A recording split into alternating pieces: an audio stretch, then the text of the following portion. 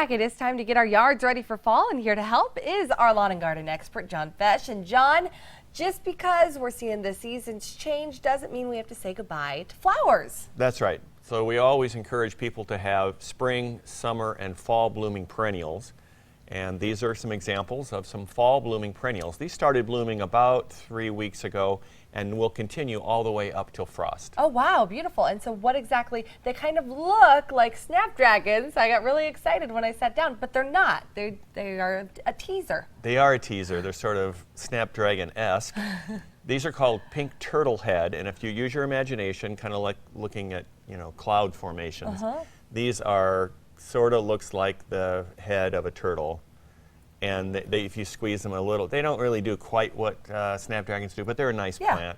And they're very sturdy. They don't get many diseases, and they will bloom for a long period of time. Perfect. So this is one option. What are some of our other options that we can plant right now, or that we can see start to bloom here over the next couple of months? Well, the traditional one you think of as chrysanthemum, of course, but then there are Baltonia, Helenium.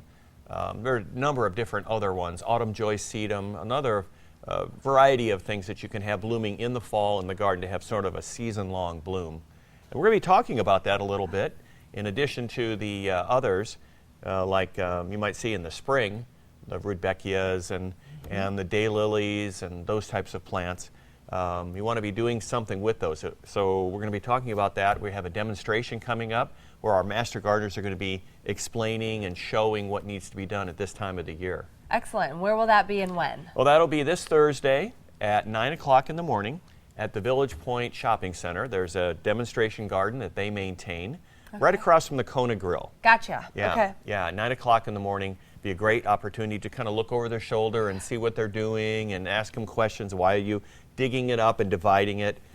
Just lots of activity going on this time of year. Okay, and this is when we need to be doing all that dividing, all that getting everything set and ready for winter. It is, and especially if those spring blooming perennials, you want to do that opposite of the time of the bloom. So you wouldn't want to be doing this now. You're going to want to dig and divide this next spring. Gotcha. Yeah. So we need to work through that, and it'd be a great opportunity to see it in action.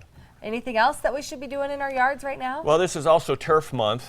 September is turf month, so we need to be thinking about a fertilization to help get the turf back up and growing after a long summer of really starting to decline towards the end of the summer.